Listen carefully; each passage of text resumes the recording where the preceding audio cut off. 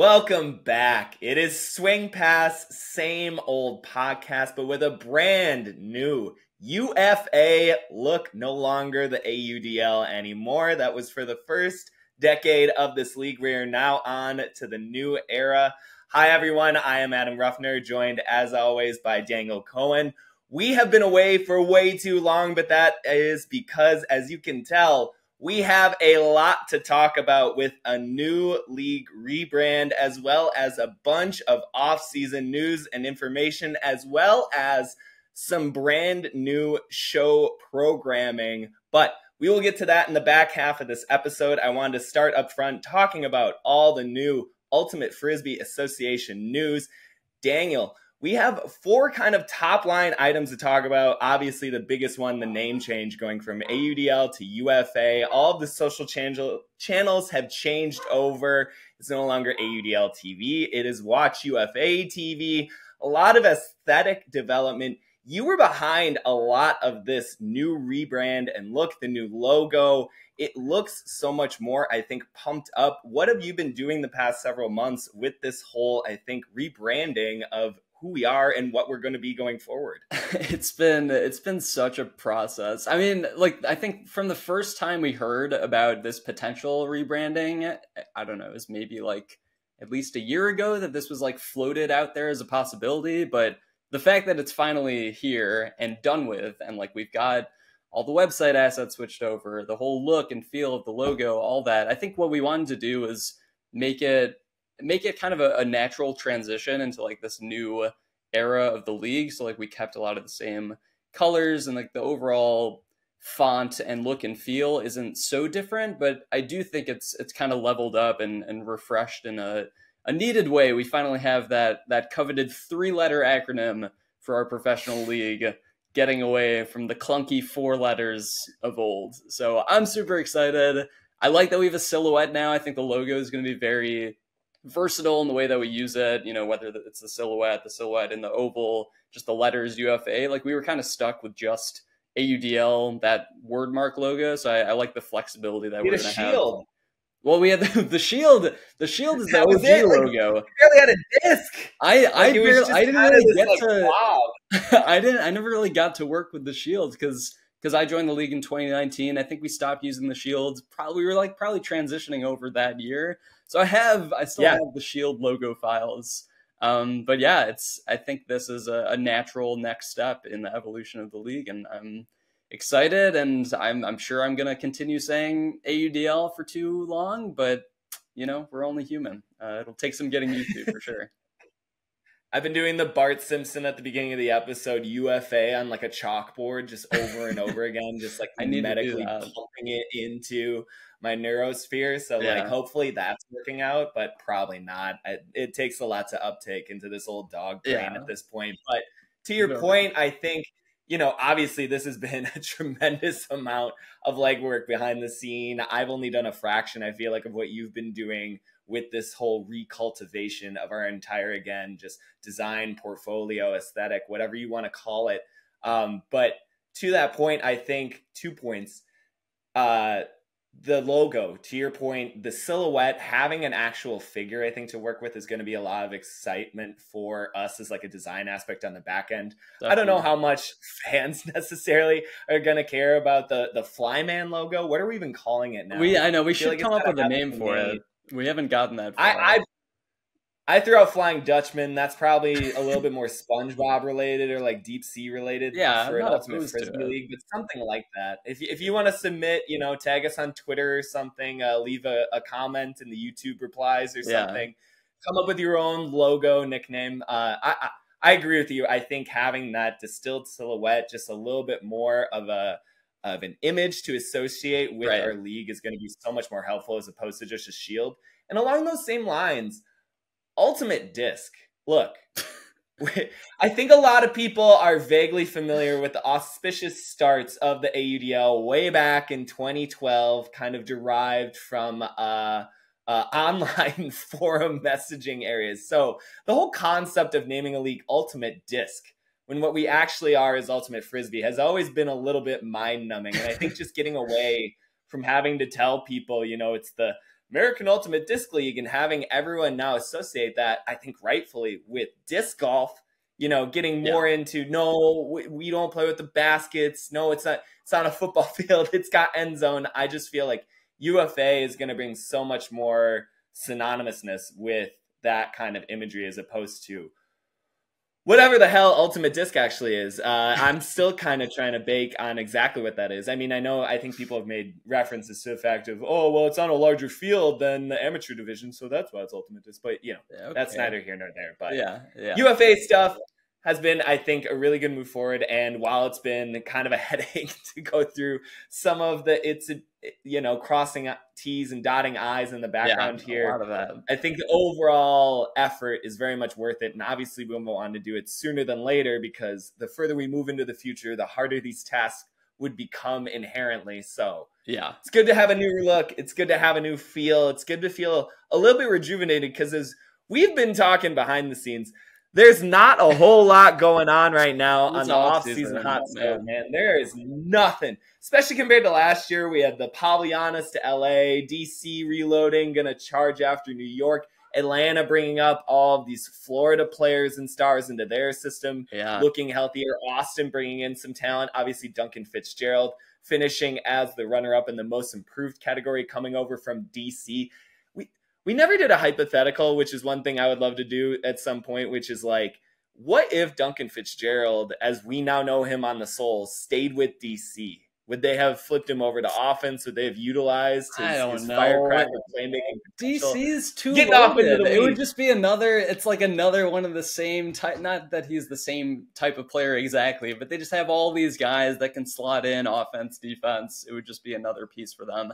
I was thinking DC is probably the one roster where, like, because I was talking to DC, we're like refreshing their stadium signage for this year. And one of the thoughts that goes into that is like, who are the star players? Like, who do we want to be like the faces of the team? I feel like DC, like their full roster, you could put any one of those guys on some nice signage in the stadium and like it'll make sense. Like all of those guys make such an impact offensively, defensively. It's like a star powered team, but still not quite the star power that, of course, New York has. We don't have to talk about New York just yet. But yeah, DC's roster is loaded. If they had Duncan Fitzgerald, it'd be the same amount of loaded is my point.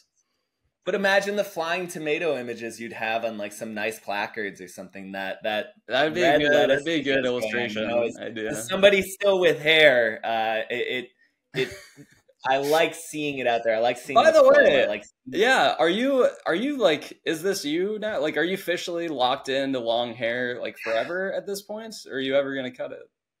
I like forget. I cut mine a year ago. It's been 4 years since I've gotten a haircut. This is very much pandemic born, and obviously we're still in the midst of one. It's a hell of a flu season out there. I hope you all are staying safe. But yeah, I think it's a little bit.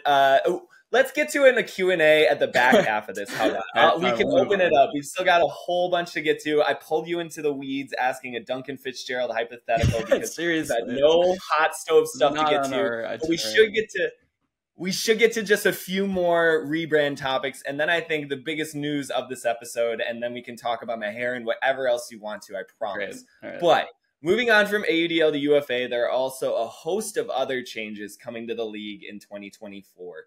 No longer is the league going to be using the 175-gram Discraft Ultrastar, and will instead be moving to a new disc manufacturer right now, the Aria Uno, which is currently approved under WIFDIF and USAU competition. It is a very familiar disc to the 175 Ultrastar. It will be used in 2024 play.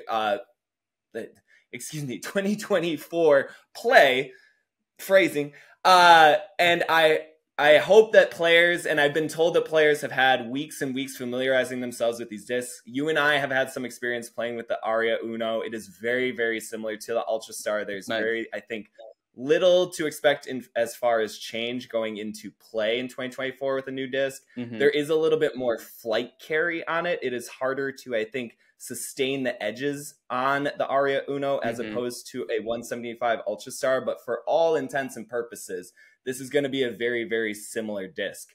What the new disc manufacturer arrangement allows for in the future, and particularly going into 2025, is a player feedback supported new disc and the possibility of using more than one kind of disc depending on elements, weather, etc. So, for example, were there to be a game with 20 plus mile an hour winds, players and captains from each teams could elect to use possibly a more weighted disc in those conditions, giving a little bit more stability and obviously more favor to passing, which is what we're always trying to do in this league. So obviously this is a pretty tectonic shift from the established, again, ultra star conformity of competitive play throughout the ultimate Frisbee competitive landscape. However, there's going to be so many more possibilities, I think, for the potential of development of a disc and what it's going to look like going into the future, especially as competitive play continues to evolve. You know, as we've talked about before, there's just a certain amount of adversity to throwing the 175 Ultra Star in certain conditions, and we can just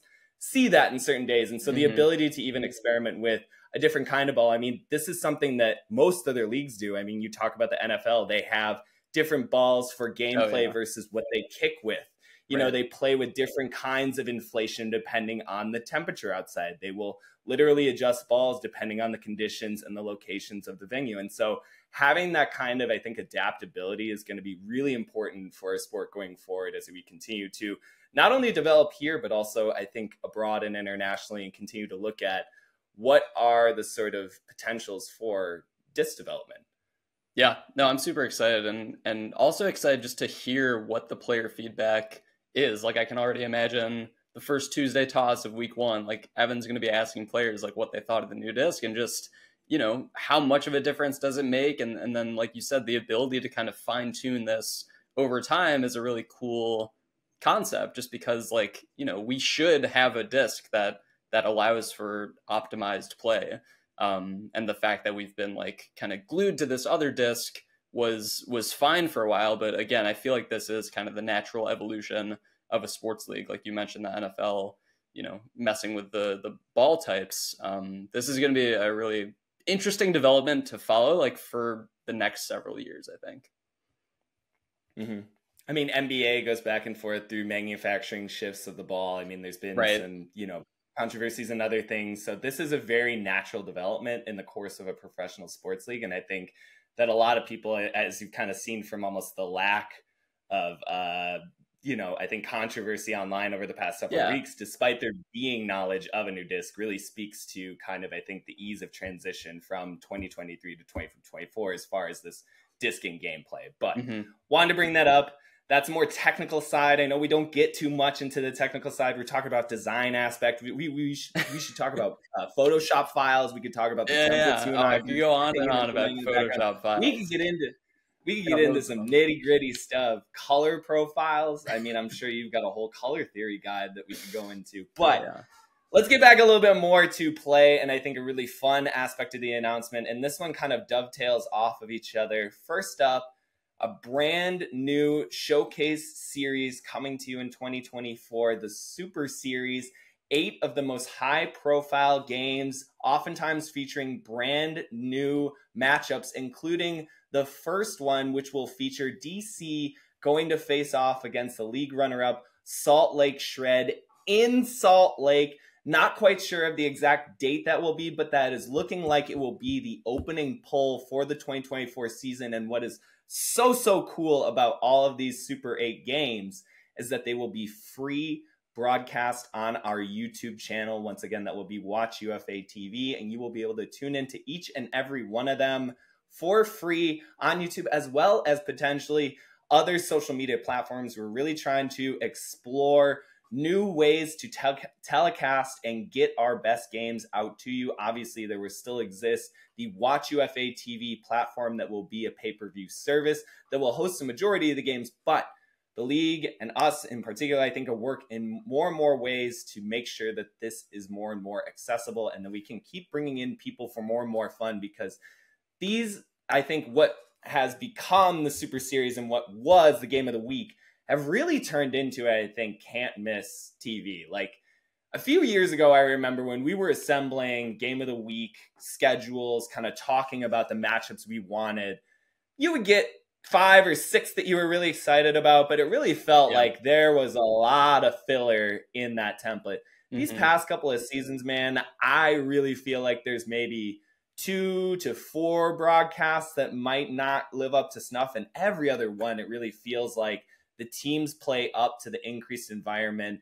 And I really feel like that's going to carry forward with the Super Series, which is going to feature even more heightened matchups. Yeah, I couldn't be more excited about Super Series, because this is also a scenario where we like went in but kind of before all the schedule was put together, because the game of the week, I think it was largely, I mean, yeah, you had some interdivisional games that were discussed kind of earlier, you know, before the process of putting together a schedule, but it was really, once the schedule was together, it was like going through each week saying like, okay, this is the best game this weekend, this is the best game this weekend.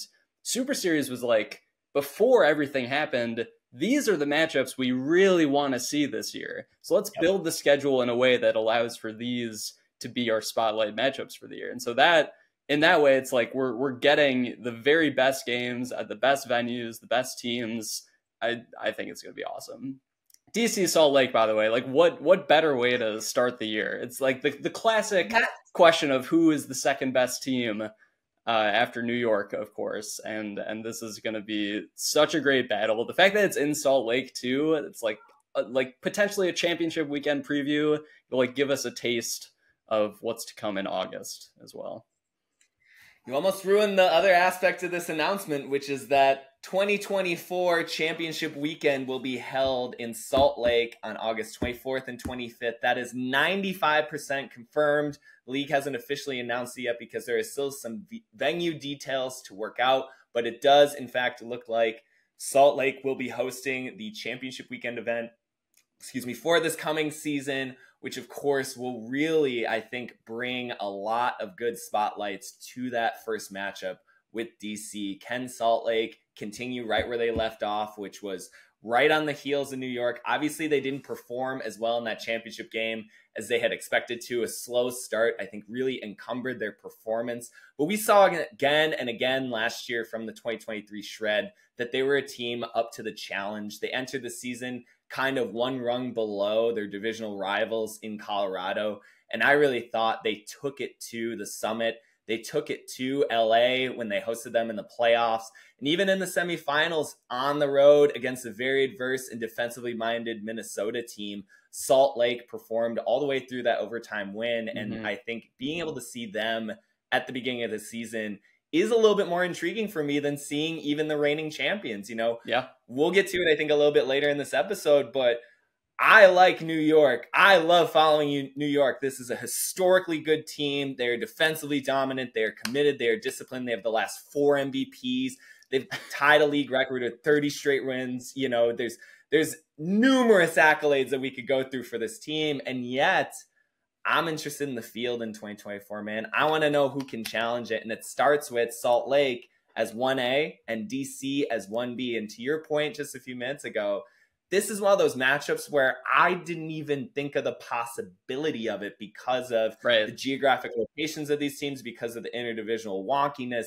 So to just be able to pluck that matchup out of the ether and be able to say, all right, Jordan Kerr versus AJ Merriman, you know, let's see Cole Jurek and Kyle Weinberg. Let's see Joel Clutton shutting down at the end of the quarters. Let's see Rowan trying to break loose against some of these shred defensive athletes. Like, there's just going to be so much tantalizing stuff. And this is just the tip of the iceberg, man. I wish we could talk about some of the other matchups that are lining up because they're almost just as juicy, and it's going to be awesome to watch it all. It's going to be great, especially knowing, like, I can't even, I don't know which way to go on this first matchup, in that I don't know if I want to see DC win in Salt Lake and kind of set up this just storyline locomotive of, well, can Salt Lake actually defend the home field and get here to host their event? And or if Salt Lake wins and then it's kind of this redo of 2018 Madison where they feel like a team of destiny and kind of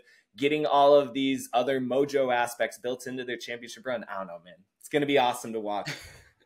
It's going to be great. I mean, yeah, I think you hit the nail on the head with like the number one storyline for me this coming season is going to be who's the team that can beat New York. And so to start off with like potentially getting an answer to the most likely team to beat New York this year, I think that's all we can ask for.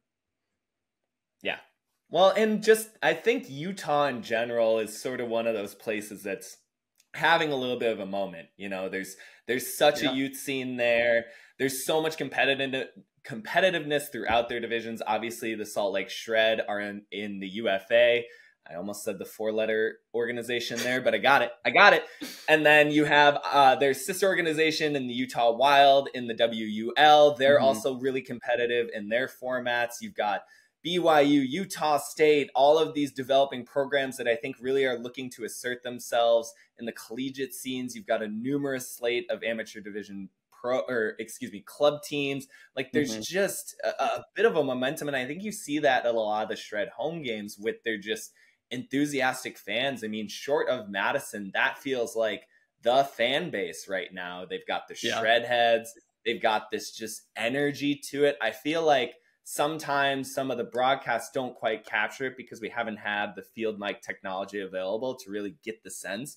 But whenever you talk to people who go to those games at Zion Bank Stadium, they say it is a professional experience. They talk about, you know, the video board, the vibe of the crowd, the way that there's just a response from the athletes. I think that is such a part of playing in these stadiums and these big venues. You know, Zion Bank has this great embankment that looks out over the mountains and everything. It elevates everything. It's a stage, you know, in a real sense. And I just so excited to go out there and be a part of it and to feel it. You know, I think, especially the last couple of years, these championship weekend events, I mean, they're it. Like they really bring together, I feel like, the 4 best teams each year, and you get to see the 3 best games. Yeah, it's the perfect next venue for championship weekend. And like you said, I think also just the trajectory of the Shred in recent years, like that makes so much sense to me as the team to host this next event. Hopefully they're there representing the West Division, but even if Colorado is there, or even, you know, maybe LA, maybe Oakland makes it, like I know that environment is going to be just as electric no matter what.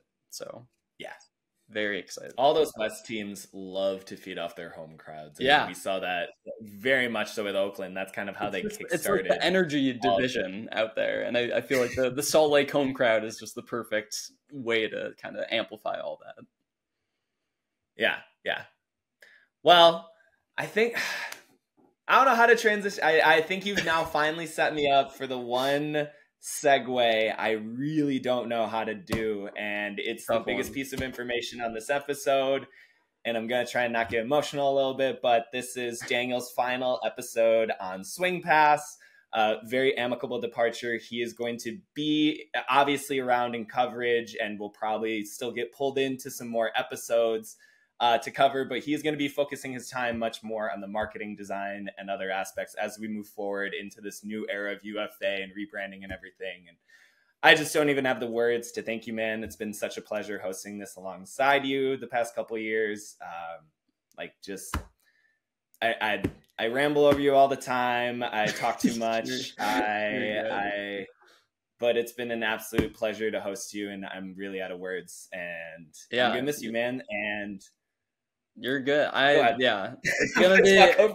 gonna be it's gonna be a weird adjustment not doing it anymore. But yeah, like Adam mentioned, I think just all of our priorities with this league and the sport, I think we all just want to grow it the best we can, and part of that is recognizing what areas I think I can have a bigger impact in. So it's nothing against Adam or the show. It's a very, very amicable split, and I will be back, I'm sure. But can you announce my replacement? I don't know, man. Who are they? People aren't even gonna know this dude. He's such an also-ran. That's the other thing. I'm just not even excited about bringing this guy on. I mean, a couple of his accomplishments, I guess, if we want to get into it, he's the league's all-time leading goal scorer. He's been around since the very advent of the league. I think he's missed 2 or 3 games. He'll know exactly what he missed, how he missed, and how many minutes he missed, and how he was watching it in a car somewhere else. Talking about Cameron Brock. We're going to be bringing on Cameron Brock as the new co-host of Swing Pass going forward. He will jump on in the segment immediately after this. I am super excited to have Cameron Brock on. I will say, when Adam gave me the news that he was kicking me off the podcast, like I was a little upset at first, but when he told me who the replacement was going to be, I was kind of honored in a way to be followed by someone with Cam Brock's resume. So I just think he's such a good fit for this. He is so analytically minded, and having been around since 2012, like no one can speak better to just the overall development of the league than Cam Brock. And so also for him to come in at a time where we have rebranded our league, we're entering a new era, he's going to be the perfect steward to take us into that new territory. So yeah, I can't wait to transition, honestly, from like co-host to avid listener and fan. Like I am going to be eating up as many episodes of this as I can. Still going to be very, very much looking forward to every week. Smash cut to you being in a car somewhere a couple months from now and just like turning us off in absolute disappointment. Just being like, what has this show become? Like, we've got on just like, we've turned into one of those other like male dating podcasts for no reason whatsoever. Yeah. No, the only reason I'm Cam actually just totally rebranded the whole show. He comes in, has all these ideas. Not at all Ultimate related anymore. I'm bald too. Like I shave. No, the only reason I'm bringing Cam on is because he has even less hair than you. And so I'm just continually downscaling so I can just let this grow out. It's real Samson dynamics on this podcast. I'm telling you. Like it's all about hair length. If KPS or somebody, if we get Duncan Fitzgerald, if somebody has hair length to challenge mine, it's gonna be an issue. I'm just saying that up front. No, but all the kind of rambling aside, it is your final segment. This is Daniel's wish list for 2024. Hit me with them. All right. The things you want to see most. These are, if you are listening to this and you can affect these changes as a player, coach, fan, or whatever, and you don't in 2024. A pox on your family, curses. All over the place. Please make all these things happen. Especially this first item, which we're going to kick things off with New York. I want to see New York lose at least 2 games this year. I'm getting greedy because obviously we know how difficult it is to win 30 straight games. 45 straight games is what it would be if New York again goes undefeated.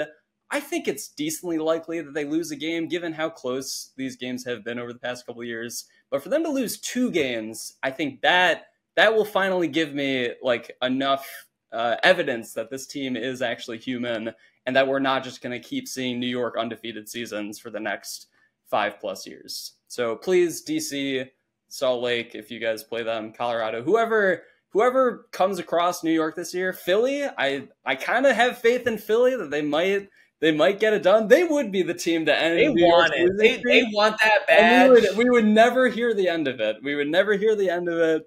But they would do it. So yeah, it's an open call to all AUDL teams to beat New York not once but twice this year. Preferably, before championship weekend. Don't let them win another championship. Next item on here, speaking of championships, I would like to see Salt Lake win their first championship at home. I just think that environment would be incredibly electric. I'm envisioning the Salt Lake, Minnesota semifinal game, but like even elevated, maybe beyond that crowd that we saw at TCO Stadium this past year. And for us to get that 2 days in a row would be incredible. So I would love to see Salt Lake win. They have had an excellent trajectory as a franchise through their first 2 years in the league, and so I hope they can just continue that ascent. My next thing on here is directly tied to that. Jordan Kerr. It's time for Jordan Kerr to win an MVP in 2024. He has come way too close the past couple of years not to have won it. Go ahead. Here's a question. Yeah. Have Jordan Kerr's past 2 seasons been the best non-MVP seasons other than Probably. Like 2016 Misha Freystadter, who scored 95 goals and was just dominant? That Cannons team didn't make a playoff. That really hurt his candidacy, I feel like, that year. Obviously, Jack Williams these past couple of years, but I mean, Kerr threw 90 assists in Yeah. 2022. 2023, it felt like even though some of the raw scoring numbers were down, if you watched a game, he was visibly better. He was picking his spots more. The way that they could just lean on him in certain scenarios. I'm thinking of the end of that Aviators game. Aviators kept doing roller pulls, setting up these trap dynamics, and Kerr would just pick up and kind of immediately undo it in a way where it's just they're getting easy scores down the stretch to win a playoff game. He just enables that team. Like, has there been a better non-MVP player than Jordan Kerr? I really don't know. I really don't know. I mean, even in the semifinals this past year, he was fantastic against Minnesota. And then even in the championship game, I mean, yeah, we point to the 0 scores, or whatever, maybe 1 score, but he had no turnovers too, and like drew the defensive player of the year matchup. Like, he still didn't have such a bad game. I think just the impact was diminished by what New York brought to the table. But yeah, Jordan Kerr, I also think he's still on the upward trajectory, right? Like, he's big right now, man. I don't think he's seen his off season. Yeah, I don't think he's hit his prime yet. I think that whole team is going to continue to get better, and as the pieces around him grow, I think that's going to allow him to get more efficient, just like we saw this past season. So yes, I think it's time for Kerr MVP year. I would also like to see, as far as off-season news goes, like you mentioned before, it's been very quiet. I would like to see, ready for this, an all UFA level player, not all AUDL, an all UFA player. Don't say those letters. I'm referring to the thing of old. But anyway, I would like to see some high-profile player like that change teams. I need some off-season movement. I want some high-profile signings, bouncing around, going different places, and that's more for just like my own benefit and interest of the offseason. Like, I really think like this announcement is going to kind of propel us forward as far as building towards the season goes. And if we can get some fun player movement going, I think that's just going to increase hype, increase anticipation, and again, hopefully build these rosters to challenge New York, which is the #1 goal. A couple more items on here. I would like to see Austin make it to the championship game. Not win the championship, but make it to the championship game. It was 2021 or 2022 when they beat Carolina. You remember that? And I called them elite. And I remember you made me defend myself on this podcast. And I considered them a top 5 team. They've really, really backed me up on that. I mean, their trajectory since 2019 has just gone up and up. You know, in 2021, they had those wins over Dallas. 2022, again, the Carolina, making the playoffs. And then this past year, making the playoffs, winning 2 playoff games, both like against the teams that we thought were more of a lock to go to championship weekend than Austin was. And, you know, we don't have to talk about what they did at championship weekend, but what Steven Nagy has done with this team and with their young players and their roster just continuing to build and get better, that's also similar to Salt Lake. So many young players that I don't think have reached their prime yet, including Kyle Henke, who is like playing through a shoulder injury this past season. I think there's still room for a lot of upwards growth for the Austin Soul. Were you going to say something? Austin just announced their 4 captains for this year, and Kyle Henke, Mark Evans, Joey Wiley, and Evan Swiatek, who were obviously a main core to their winning last year and were so good. And I was just going to say, I totally agree with your take. I'm just thinking, you know, it took an overtime game in Atlanta to get to championship weekend. One of the best. Does that change with that result? I mean, you know, Austin got to their first championship weekend. They defeated their 2 closest rivals. They took care of business. And yet, until those playoff games, we thought of them as being a good step behind Carolina and Atlanta in 2023.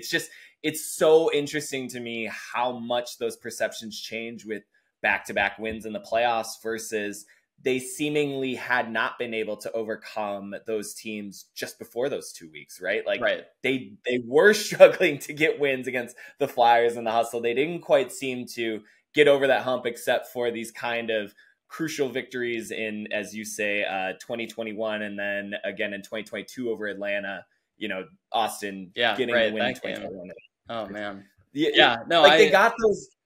The Soul got those individual wins and they felt momentous and they were obviously important to the franchise. But we even debated, and I think what I meant for you to debate about, in particular, that victory over the Flyers was just that Flyers are playing their second game on a back-to-back in Texas. You gotta all pour of out these the kind of excuses for why mitigating circumstances. I just wanted to see Austin do it straight up. Yeah. And now that they've done it straight up, to your point, yeah, I mean, they are accredited now. They are a contender, and it wouldn't surprise me at all, to your prediction, to see them in the championship against potentially a home Salt Lake team. Yeah, yet I still think people are going to kind of be lower on Austin than maybe some of these other teams. And it's because of all the Texas games, right? It's because they're just going to be beating up on Dallas and Houston all year again. And I'm hoping, I haven't seen the schedule yet.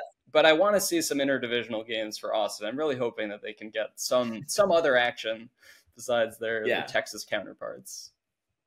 Well, I mean, they faced Chicago in 2022 and Madison in those back-to-back games. I thought that was a terrific test for them. Those were great. I still think also Austin a little bit does to themselves because of the volatility of their results. You know, they have their two biggest wins, and then they lay an egg against New York in the semifinals. It's it's tough, and it feels like it's always that with the Soul, where yes, they get this like performance and you're behind them, and then Atlanta does wax them by 5 goals in a game, and it makes you reconsider things. You know, it just keeps them interesting. I agree. I think the highs are there. The lows still are too, and until those go away a little bit more. I mean, hey, they started winning games when it mattered most. I don't doubt that they can do that again this year. And obviously, more big game experience is never a bad thing. Anyway, we'll move on from Austin. I've just got two more things I want to see in 2024. The first being, I would like to see Cam Brock score his 700th career goal. Sounds like a big ask because it is. He's only at 613 currently. He's at 613. He would have to have 87 goals this year. But Cam is going to be rejuvenated, fueled by this new co-hosting position. We're going to be having an inside look. Training. What? He's got a trainer for the first time. He's right. I saw that. He is gonna. I mean, he's gonna come back stronger than ever. We're gonna see it live, being documented from his perspective every single week. How he just put up 10 goals in Madison, another 9 in Chicago, and yeah, he's just gonna be. It's gonna be motivated by this podcast and his off-season training, of course.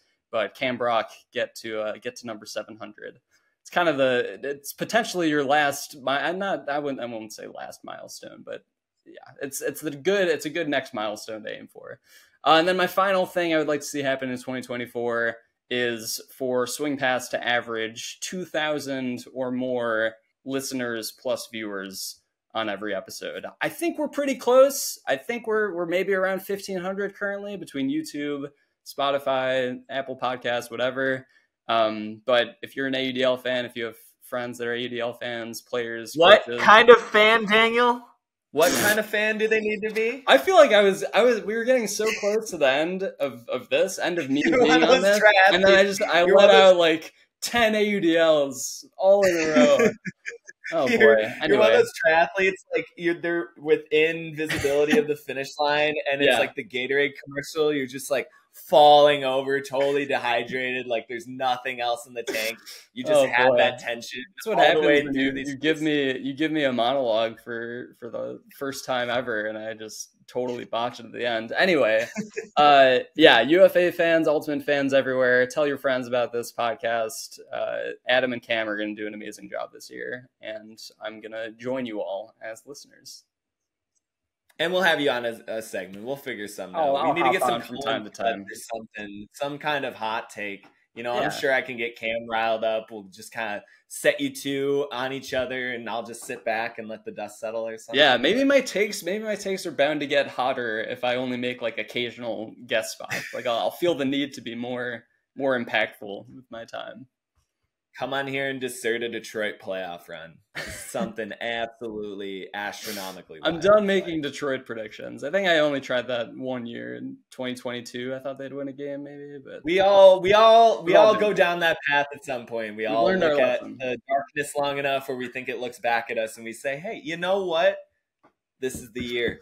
I was actually just going back through a whole bunch of old articles from 2021, and that was my year. That was when I got for Detroit. Hey man, streak might break. Might they be keep this teasing one. us though is the problem. Like they're not so bad. Like out of they play competitive games. They really do.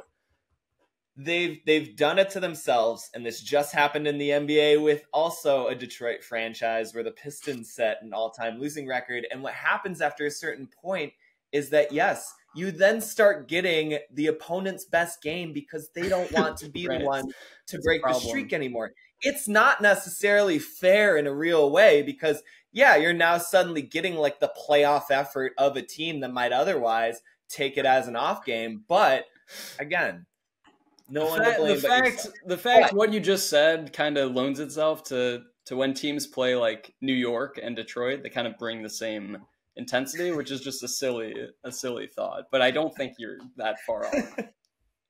That's the craciest fishhook theory I've heard yet. I think that's basically what you said. I was just connecting the dots. That's all. It's those second and third rotation Radicals players championship weekend when they go on the road and face the Mechanix every single time. Absolutely. But yeah, again, that is not the streak to pay attention to going into 2024. The 30-game New York Empire streak is the one to pay attention to.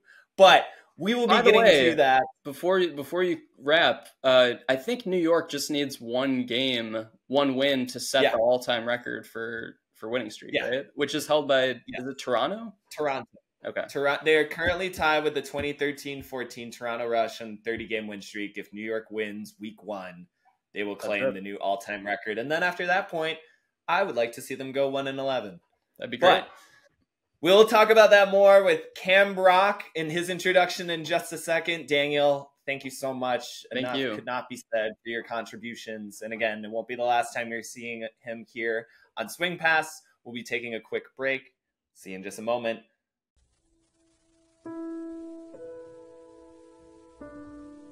I will remember you. Will you remember me? Don't let your life pass you by. Weep not for the memories. And now, welcome to Swing Pass, the brand new co-host, Indianapolis AlleyCats legend, the league's all-time leading goal scorer, Cameron Brock. Cam, thanks so much for coming on the show, both tonight and indefinitely going forward. You've signed up for quite a lot, my friend. I have, but you know what? I'm incredibly excited. When you reached out to me about this opportunity, first off, to set the stage, this was not something where it was like a back and forth over the course of like weeks or anything. It was literally end of November, beginning of December. I am sitting in class, like I'm a teacher, and my kids are working on something. I get a text from Adam, and I'm like, "Oh, what's Ruffner up to?" And text back and forth a couple times, and he's like, "Hey, by the way, wanna co-host Swing Pass? You don't have to give me an answer right now." And I was like, "The answer is yes, right now. Like I'm all in." It was an uncomplicated proposal. I'm sorry I didn't do it in person. I probably should have like invited some family members or, been a little bit more, I think, thoughtful about it in general. Elliot Moore did it with Kyle Henke in the Austin Soul game in 2022. I could have done something a little bit more showy for you, I'm sure. But yeah, man, I think you were the literally first person that I thought of co-hosting this, just given how much you love talking about this stuff, your experience in the league, and I think what viewers will and listeners will soon come to realize is just like your extensive knowledge of just the inner workings of what goes on with Ultimate. And, you're now going into your 12th season in 2024. However many seasons of the league there's been, that's the season I'm on. We're on 12. We're going to be on 12. And so you've been here since day one. You've been here preceding me by a few years even. And I feel like an old cat in this league at this point. So it's such a pleasure to have you on here. And I've got to ask you, What are you excited about now, going from AUDL, where you are the all-time leading goal scorer, to now the UFA, where I'm sure you're going to put in your work. Daniel had a lot of confidence in you. He thinks you're going to score, I think, 87 goals was his high water mark for you to get to 700 this year, which I would say would be out of reach for a lot of people, but you are one of the 2 players in league history with a 90-plus goal season. So, you still might have it in the bag. You're doing a lot of fitness this off season, but I wanted to get your take and just your general outlook on new disc, new league, new feel. What are you thinking about heading into 2024? First off, the rebrand, I think, is great. Like, getting to the 3-letter model of the professional leagues, just like all the rest of them, is great.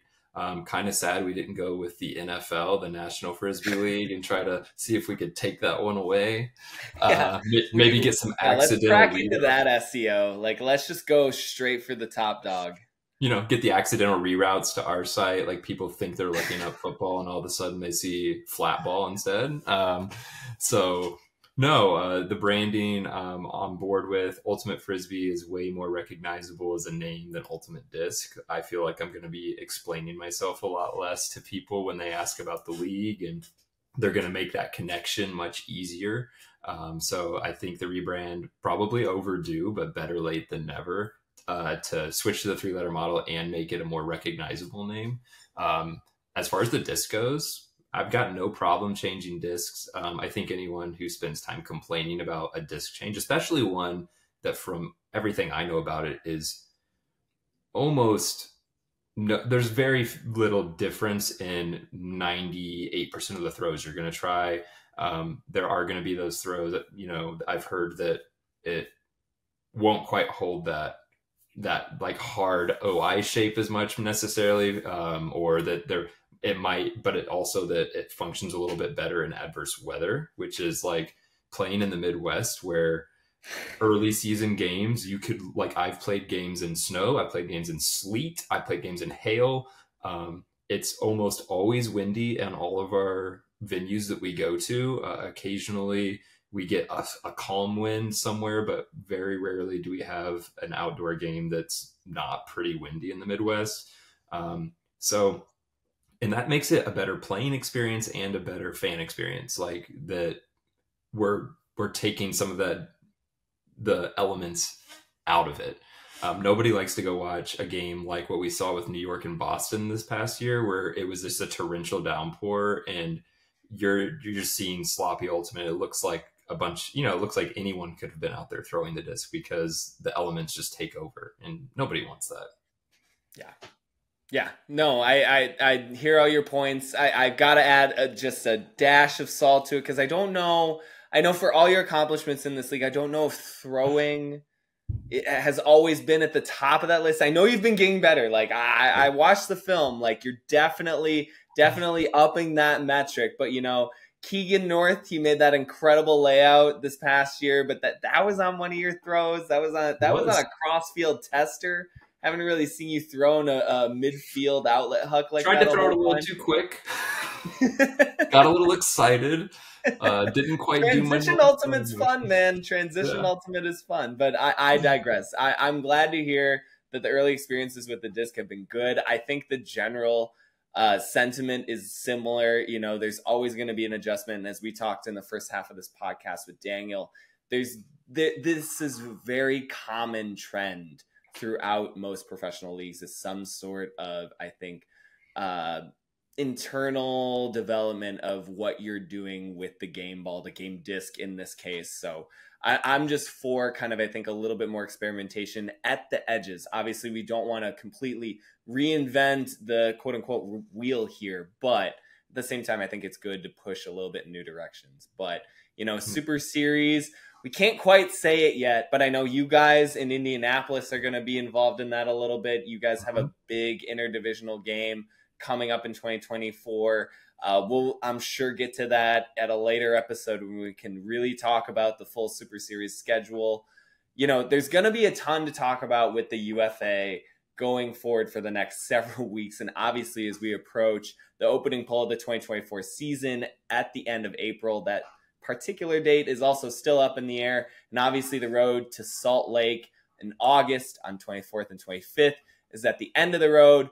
But before all of that, we should get to 3 big things for each of us. We've both decided on 3 topics we'd like to discuss heading into this episode. Cam, I'm of course going to let you take off the inaugural honors as far as what you'd like to bring to the show tonight and what you're excited for heading into 2024. What's something that you really got your eye on?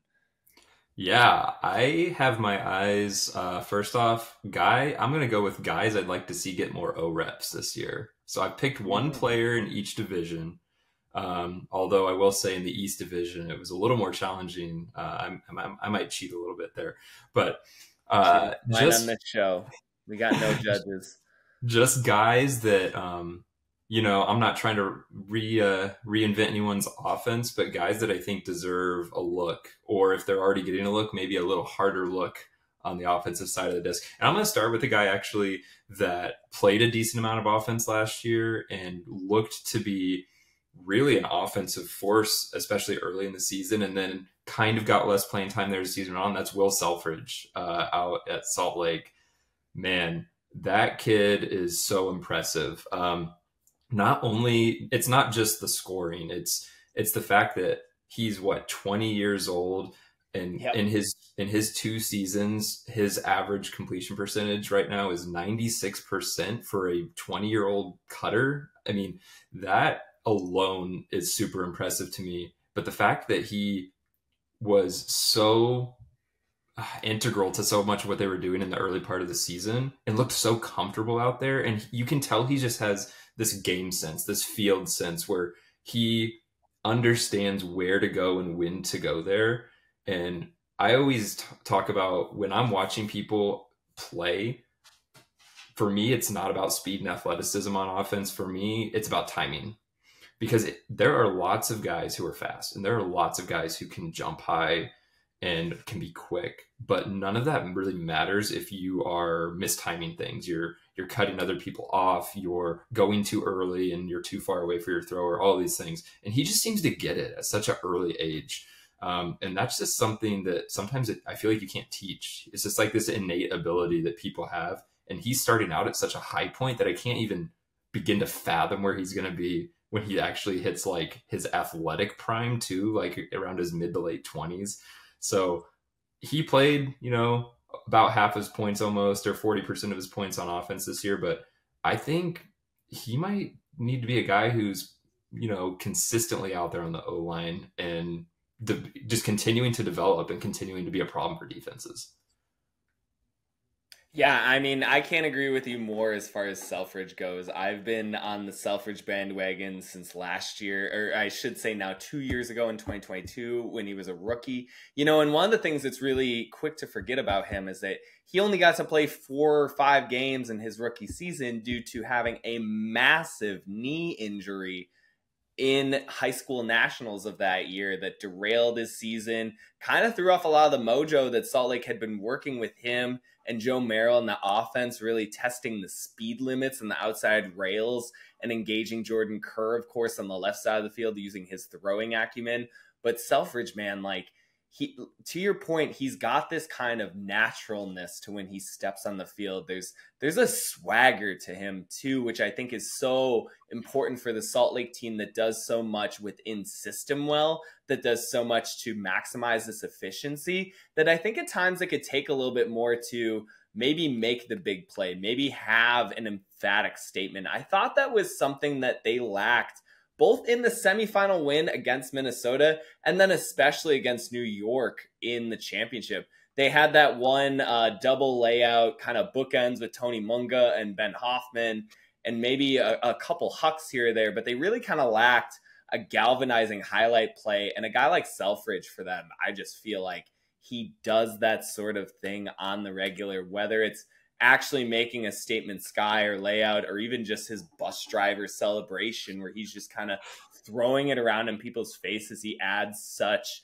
an important dimension, both with his playmaking and I think with his energy to the Salt Lake team that obviously has just those things in spades elsewhere, but he seems just like to your point, just that extra step above. And like you say, like, what's going to happen when he actually matures?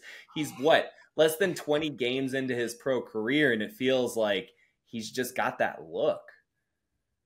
Yeah. He's special.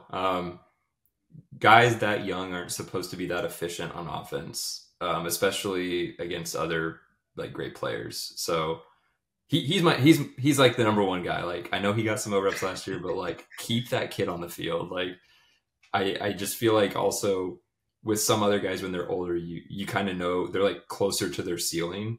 And with him, it's just the more you put him out there, the more he's just going to get better and better. I don't think we've seen anywhere near his ceiling. Like, people don't peak at 20, you know, like, so I would just love to see him more. All right, moving on to someone in a completely different situation. We got Will Selfridge, who's on, you know, last year, the consensus second best team in the league.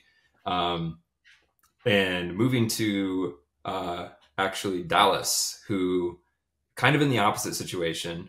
The Dallas Legion, you know, they were fighting, trying not to finish last in their division last year. But speaking from experience, from having to go through some years on AlleyCats where we struggled and we couldn't get to the playoffs, what we decided when Coach Eric Leonard took over was that we needed to put our best players on offense. We did not have the depth at that time to be spreading ourselves and saying like, hey, we're going to put some of our players here, some of our players there. And in that same light, Connor DeLuna, I think he is a playmaker for them. He is a big body. He's an athlete, and he played some offense last year. But I think switching him full time to offense and having that be the primary way he's used when you're on a team that's kind of lacking that talent all the way 1 to 20, and you need to be able to try to find a way to stay in games. The best way you can do that is make sure you're increasing that hold percentage, because what do teams that struggle at the bottom of the league, the biggest struggle, the biggest indicator is going to be that hold percentage. So you put your best players out over there on the offense, you give yourself a better chance to stay in games. Especially when if you're in a situation where you have talent all over the place, you can kind of pick and choose who fits where. Like, you can put Binyard on defense if you're the New York Empire, even though he can also go out there and put up maybe the best game we've ever seen in the semifinal, in the division championship, right, against the DC Breeze. But the Dallas Legion are, at least not in this iteration of the Dallas Legion, like of the Dallas team, they are not that. They need to be front loading their offense as much as possible. Connor DeLuna, I think, switching over to offense could give them a little boost. And at the very least, give them a chance to clearly be the better team between them and Houston. And at most, pick off, a game or two against some of the other teams in the division. Yeah, I think that Dallas didn't show its high potential last year. Obviously, they struggled to their lowest win total in franchise history. This is a team that made 3 straight championship weekends between 2016 and 2019. Excuse me, that's 4. They won in 2016, and then they made 3 other championship weekend appearances after that. And since then, it's been a bit of a downward trend for Dallas. They had a good playoff year in 2021. 2022 began a little bit of this downward turn in 2023. They finished with just 2 wins.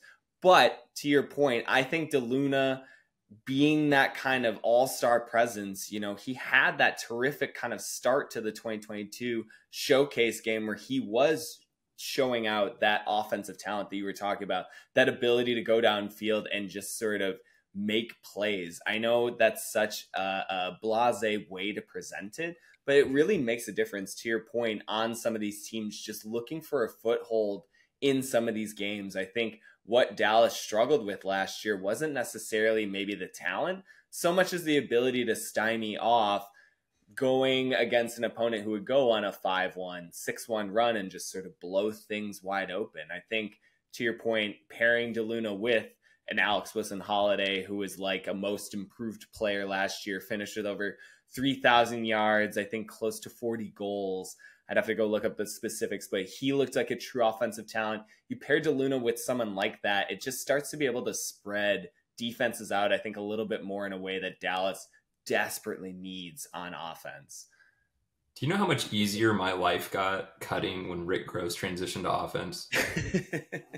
Like, seriously, like I got everyone's best matchup every game, and I was still getting mine, right? But when Rick came over, some teams decided, oh, we're going to put our best player, our best defender on Rick Gross. And I was like, great. That's great. You do that. And then Keegan North came over, and some of them were like, we're going to put our best guy on Keegan and our second best guy on Rick. And I'm like, great, you do that. You know, it's just like we see this in the NFL all the time. It's like you can have a great receiver, but if you have no one behind them, no one to back them up, you know, you can put someone over the top. You can make sure that they're always facing 2-3 defenders every time they're going to catch a pass. It's the same way in Ultimate, right? Like Alec Wilson-Holiday was incredible last year, and he made some incredible plays and clearly like improved a ton. And when I watched the Dallas game, yes, I was watching Dallas games, I promise. Like he stood out, but like imagine how much easier his life gets when you put Connor DeLuna out there, who's a big body, the good athlete, who can go get open, I think, at a similar clip. And now you have two people to worry about who can really bust a defense open. So in a similar vein, my Central Division pick for person I'd like to see on offense, although not if it makes you too good and makes you like maybe win games against us, but would be Asher Lance. Chicago had a rough season last year. Commitment was kind of up and down. They had some injury issues. And one of the things that was just so noticeable with Jeff Weiss not playing anymore was just the lack of like height and ability to go get a disc on offense. Andrew Sjogren is an awesome player, and he can run forever and he can get open, but he's a pretty small guy. He can win a jump ball against guys similar to his height. True. I mean, his nickname is Shrew for a reason. Right.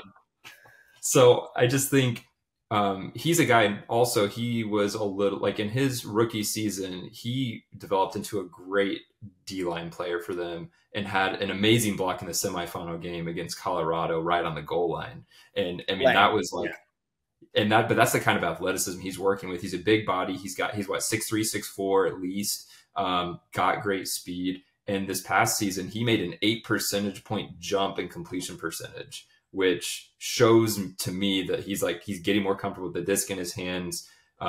He's no longer like, he was kind of that guy in 2022. You almost, if on a turn, you would almost be like, let's let Asher catch an under and just see what happens, because he wasn't comfortable with disc in his hands. He jumped up into the mid 90s in his completion percentage last year, and they could just really use a big athlete on offense because they were a team that didn't really pressure you deep at all. Like you were not scared of them putting a disc further than 15, 20 yards downfield, unless Jack Shanahan was leaking out down there. But outside of that, they weren't putting a lot of pressure on defenses. They were relying on a lot more small ball. And when they did throw deep, it was ugly. So I think adding somebody like Asher Lance into the offensive rotation could really alleviate that and really put more pressure on defenses to respect the deep game. Yeah. And to your point, in college at Middlebury, I believe he won a title with them. That was kind of his bag, was being a big, ostentatious, kind of dynamic playmaker. And I definitely think you've seen flashes of that, to your points. There are moments, right? Like, he's a disc getter. He goes up, he attacks the disc at a high point. He can really use his length to his advantage in the air. And I think as he continues to develop as a thrower, that will really become dynamic on the mark, being able to kind of stride out around defenders. You see so many tall players, I think, using their frame and their length to their advantage. He just has all the tools. And I think you're right. They need that kind of spark plug right now in offense. They've got a lot of, I think, really reliable players. Their foundation pieces, I think, are there. But there needs to be a little bit more flammability, I think, to that roster and that lineup to really give them a little bit more challenge and get them maybe back into where they'd like to be. I know that they made the playoffs this past year, but given their first round exit against you guys and how they've just been playing towards the back end of that season, it felt like a pretty big whimper after making a championship game appearance in 2022. Obviously, there was sort of the epical turnover of losing Pavel and, to your point, Jeff Weiss, and Ross Barker semi-retired and now fully retired.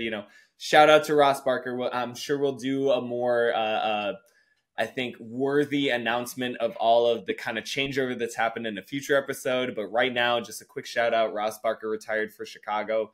Longtime great player for them. Will not be joining them back again in 2024. But Chicago has gone through a lot of tumult. They still have a lot of good pieces, and a player like Lance, I think, could provide a lot for them. But you've got one more.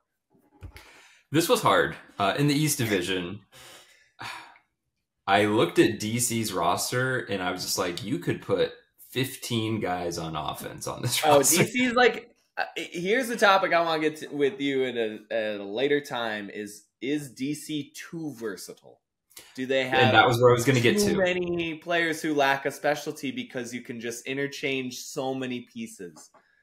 That was where I was going to get to. First off, I am a firm believer in limiting who you have functioning in your offensive unit. And I think when you look at the top teams in the league, that's actually generally what they do. And DC is kind of the outlier. Carolina a little bit too, although last year they weren't one of the top teams in the league, so maybe that's had something to do with it. I just think when you have, it's like too many chefs in the kitchen, right? Like you can't build that consistency and that reliability offensively when you are shuffling people in and out, no matter how talented they are. I was listening to AJ Merriman talk on the Tobu Fitness podcast, actually, and he was, one of the questions he talks about getting all the time was, what is the DC truck stop system? And, and he's like, there's not really a system. And I'm sitting there I'm like, you know what the system is? The system is have players who are great at making short break throws and just knowing that you can put it to a spot where a defender can't get to it. Like, that's the system. There is no system. It's, you have a bunch of really talented throwers that any throw within 10 to 15 yards from any angle, they can all make them. They can make them all around any mark, and that's great. But they don't stretch the field. They were terrible at hucking the disc. And in a league where a field as big as we're playing on, if you're not taking advantage of that space, you are just missing out on a lot, right? And one guy who I know is great at taking advantage of that space from personal experience is Thomas Edmonds. Like, that guy needs to be playing offense. I know he is definitely a talented player that can play defense. He had 7 blocks last year, and I believe 11 games played or somewhere in that neighborhood. And, that's nothing to sneeze at, but he is so talented of an offensive player. You can put him in the handler space, you can put him in the cutting space, and no matter where you put him, he's going to wreak havoc on defenses. And he is somebody who is one of the most consistently good players I've ever played against. Like, even on Pittsburgh teams where he did not have a lot to work with around him in terms of offensive talent, where he was maybe working with just like a couple guys who were really, I think, anywhere near his level, he was able to not only play well himself, but elevate the players around him. And I think that he was misused last year. And outsider's perspective, I get it. He was new to the team, but I think he's just too good of an offensive weapon to not be out there more often. This is getting annoying, man. You're starting to turn into Daniel 2.0 despite not having the hair, where I'm just going to sit here and agree with you a lot of times. 2 points about Edmonds. One, I completely concur. And I think that in addition to everything that you said, he's a playmaker, man. He goes out and he makes some hellacious highlight plays when he needs to. In terms of a single coverage, just go and get the disc offensively, defensively, he's in a completely elite tier as far as that goes. I mean, him and Max Shepard running that 2-man game that they did for a few years in Pittsburgh, diabolical. I'm sure you can attest to it. I know you didn't necessarily have to defend against them, but I've talked to some Central Division defenders, and that was not a fun duo to go up against. And B, I've thrown this comparison out, and I want to be a little tentative about it given the accolades of the other person, but I'm going to test it out on you here. I feel like Thomas Edmonds has a very comparable profile to Jack Williams. It's not he's just a smaller body. It's not quite, I think, as showcased in some of the specific settings that Jack has in terms of the ability to go every other, be the dominant person, be the best thrower, facilitator in the biggest moments. That's been Jack's bag the past several years. You know, we've got playoff Jack in this league for his ability to just perform in seemingly the biggest stages and the biggest moments. I think that Thomas Edmonds has that kind of DNA. I don't think we've had the opportunity to see it in the kinds of games that Jack has been a part of, but his ability to fill up as a volume thrower, to then facilitate downfield as an athletic receiver, the defensive duties he did this past year in DC. And I agree to your point. I think that it was both understandable that they wanted to put him on D-line, given that it was his first year with the Breeze and that they had such an established system, to your point. But it just didn't quite optimize what I think you or I, or some of the more Edmonds specific fan club people, have been witnessing over the past couple of years, which is that he's on this steady ascent, man. And if you give him a little bit, he'll just kind of run off of that fuel. Like, it doesn't really seem like he's hit a ceiling, and yet he appears to be one of the more well-rounded players. I mean, I remember, to your point, on one of those Pittsburgh teams, he came into Madison when Madison still had one of its more potent defenses. It was the first game of the season. It was a little bit cold out. He completed 100 throws without a turnover against the Radical zone. You know, like, he can just go out there and do what is necessary in a given role. He's sort of matriculated away from being that completely high volume thrower, but it wouldn't be outside of his bag to go get 50 completions a game.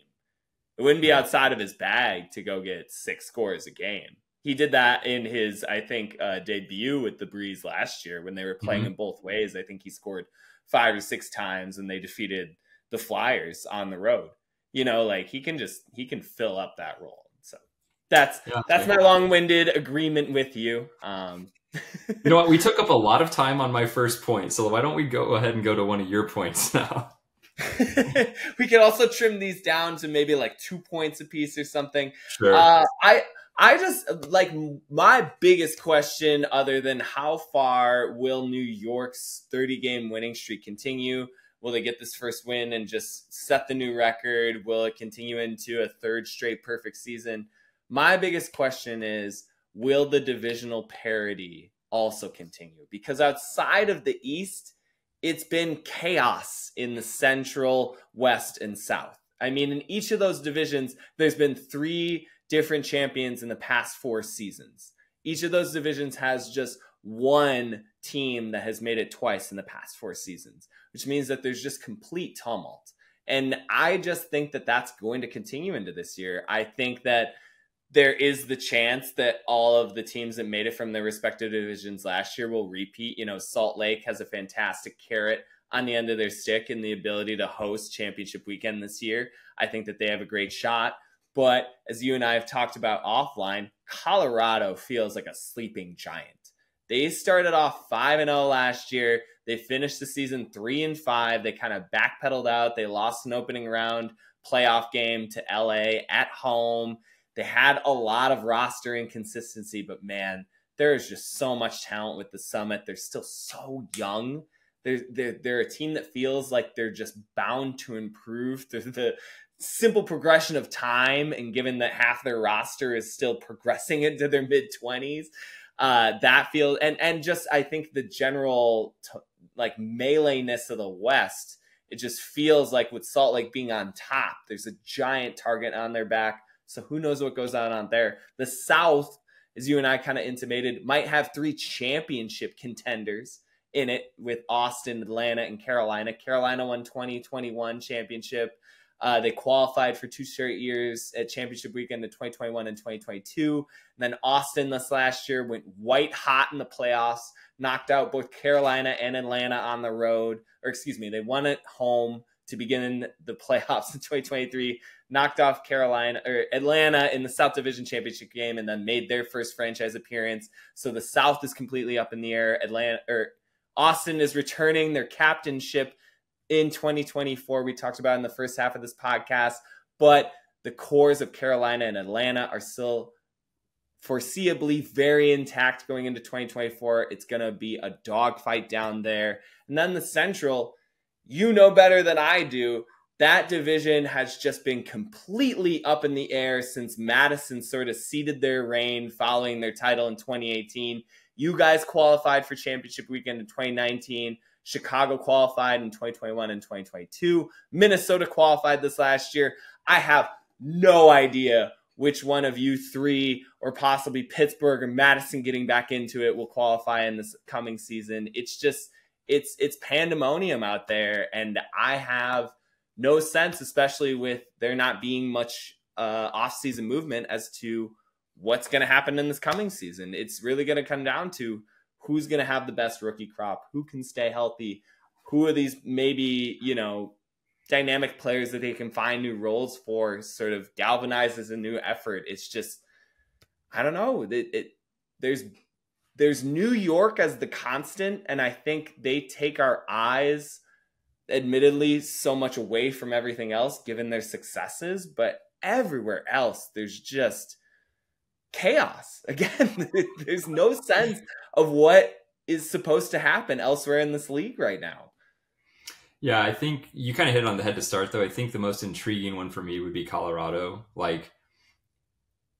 It's all going to come down to this. If you want to know why Carolina struggled last year, you want to know why Colorado struggled last year after looking like they were the best teams in their divisions pretty clearly the years before, it's roster consistency. The Comet analysis guy that came out like midway through the season and started putting out all the metrics. I mean, if you look... Here's the thing about New York. So many people who don't pay close enough attention to the AUDL. UFA. The UFA. So many people who don't pay enough attention to the UFA, like, it has so much to do with people just know who the top end players on a team are, but then they don't pay attention to who's actually playing in the games. And they don't pay attention to like when those names are missing. And I'll take like maybe the most stark example from last season where a team played a game with so many of their key pieces missing on the national stage. And that was when Minnesota went to Colorado last year. Everyone was like, and that was when Colorado was struggling and they won that game big. And people were like, Colorado might be back. Like they might have found their swagger again. But I knew, being somebody who obviously plays against Minnesota a lot, but also somebody who I probably watch as much AUDL Ultimate as anybody outside of maybe you. And I knew going to that game, Abe Coffin's first game back from injury, he was going to be out of shape. He was going to be maybe even playing through pain. You had Quinn Snyder, I think, was not at that game. Maybe they were missing Colin Berry in that game.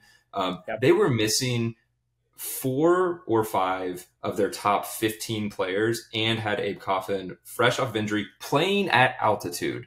So just imagine you haven't been playing at all for 5 weeks, and then your first game back, you have to travel and go play in the Rockies. Like, all these things were set up for Minnesota to fail, and people thought, well, there's no way they'll stand a chance against Salt Lake, right? I knew if they had everyone there, they could gum things up and they could slow the game down, and I was not so sure that Salt Lake was going to run away with it. Now, did I think it was going to be looking like Minnesota was going to win? I don't know if I would have taken it that far, but I knew they had a chance. But that's because I know who shows up and who doesn't. And when you look at who shows up and who doesn't, the one team who does it the best isn't just the most talented team. It's not just that New York is talented. They show up. They show up to every game. They show up to every practice. Like, I think that's the thing people miss out on. Like, they are so committed to winning. It's not just getting the talent. It's that talent also is outworking the rest of the league as a whole. And I think that's what Colorado needs to do. They can't just say, hey, we have talented players. Those talented players need to be showing up to practices and, even more importantly, showing up to every game. And because they have young players who some might be missing for college or some, for whatever reason, not be able to make games here or there, you could just tell that lack of continuity was what put them in the situation they ended up in, where they didn't look crisp for a large portion of the season. So if Colorado can step up its consistency, and Carolina had the same problem last year, if they can step up their consistency with their roster, then I think we could definitely see new division champion out west, like different team this year, different one in the South, which in the South, like you said, there are 3 teams who are all reasonable choices. I still favor Atlanta and Carolina, if they have roster consistency, over Austin, just because Austin has the roster consistency. That's what they've had. They do. Years. That's what they do, had. but they don't have the playing consistency. They are a weird one where roster consistency is there, but they are so up and down. How many times this year did I look at a game and think they were going to lose to Houston or Dallas? Too many times. And watching those games, and they were just turnover fests. They were playing down, right? And that's what you don't want to see. Like, you don't watch a New York game and see them play down to Montreal, for instance. Like, they go in, we're the better team. We're going to show we're the better team from opening poll until the last seconds off the clock. So I love Austin, my boy Steven Nagy down there, former AlleyCat. I mean, I love that man to death, and I was so happy for them when they made championship weekend last year. I think the players themselves would admit that they know they need to be more consistent with their play, but that's what scares me about them, right? The volatility. Are we going to get good soul? Is the sun rising or setting in that game? And that's what we got to kind of judge it by. Well, and that even happened in the South Division Championship game. I mean, Atlanta went up early at home, and I thought, well, that's kind of it. Like, I don't really see Austin being able to nudge it back in, and then all of a sudden they got it a little bit grimier. It became a little bit more of, ironically, a hustle fest. Atlanta was so good at efficiency last year that when Austin kind of brought in a little bit more grit, there was the Radak play, there was some mental stuff going on. They're bigger rivals than I think a lot of people are familiar with. These soul and hustle teams, they go at it. It's got some Southern blood to it. And I just think that Austin, through the course of those back three quarters, turned it into a soul game where it became about the momentum plays, the volatility, the ability for Kyle Henke to make an insane block in double overtime to prevent what would otherwise be a pretty pedestrian front cone score. And it's just, it felt like soul in both those playoff games are able to just tilt it into kind of that crazed atmosphere that they seem to perform so well in. They looked so loose, and Atlanta looked so tight that entire game. Yeah. Like, every Atlanta mistake, it was like you could see the whole team, like, oh. And when Austin makes a mistake, because they make a lot, like, on the reg, right? They're just running around like their hair's on fire, like, well, we got to get the disc back, like, and it just, like, they caught Atlanta on a game where they were tight, and they definitely weren't playing their best, but to credit of Austin, you still have to take advantage of that. Like if they mess up, you can't just be like, oh, well, I guess we're getting kind of lucky. You still have to go through, take advantage, bust in those break scores, bust in those holds when they have a blown defensive coverage, and Austin did that. So credit to them, but like the South by far, I think, is the hardest to figure out, because I think out West, we think that Salt Lake and Colorado are 1 and 2 in whatever order you want, and that LA and Oakland can definitely sneak a game here and there, but consistently I would definitely favor, Colorado or Salt Lake in those matchups, especially, again, going back to roster consistency, if they can get their top dogs out and be there regularly. But in the South, it does feel, I do feel that if Carolina gets roster consistency, they are the best team in that division, but not by such a large margin that they can't go lose a game to Atlanta or Austin. And out East, I am done with is DC going to do it this year? Oh, no, I'm done. No, DC is not going to do it this year. Like, I'm done with are they going to do it? I felt like they added all this talent last year, and it was really exciting, and they looked worse. Like, they looked like they took a step back. I felt like New York just took, like, DC thought they were taking 3 steps forward, but the problem was they were taking 3 giant Ben yacht steps forward, and those are 10 of the steps that that they thought they were taking in DC. And until they can put a consistent offense out there and maybe run the same guys, and the thing that I kept going back to is when I watched DC last year and they were on the game of the week a lot, and I watched them a lot, offense never really looked easy for them. Like, the amount of times I saw them in a high stall situation where it looked like there was no outlet for the disc. And I get that you have talented throwers, and maybe that was part of the plan, but I don't think part of the plan should ever involve having to rely on your thrower making a great throw just to continue the disc movement. And it just felt like that was what was happening so much last year. And I've never thought that about watching New York. Like, the disc just moves where it needs to move. And we talk about the big names, but you know, even guys like Rushmeyer Bailey and Weinberg, like they're just as much to credit for that. Lithio, like, they're all great too. They get outshined, but like those guys are studs. Like, and it just feels like everything's just easy and open, and they just know where to go, and they look so comfortable all the time. And so in the East, I don't foresee any parity. The most parity you might see is, does New York lose a game? But as far as getting a championship weekend, I will write that in the thickest, darkest Sharpie right now. Yeah. I mean, first off, I've got to credit you. I think you might have just come up with the hottest take, which is that the Breeze offense struggles, given that they were number 1 in team completion rating last year and had the second highest offensive efficiency in the league. So that is a nice hot tea take. And I don't disagree with it. I think that you're onto something. I do think that given the style of their sort of William and Mary offense that they like to play on DC Truck Stop and the small ball components of that, it doesn't always stretch well on the pro field. And there are times where it feels like they're making more adverse angled decisions with some of their attacking styles than maybe they need to. And to your point earlier about Chicago, I feel like sometimes, other than a Boxley, they lack somebody who can just go downfield and get it. I think Tyler Monroe or Cole Jurek are obviously capable of becoming those receivers. Those guys are standout in individual coverage. But do we see them in those roles a lot?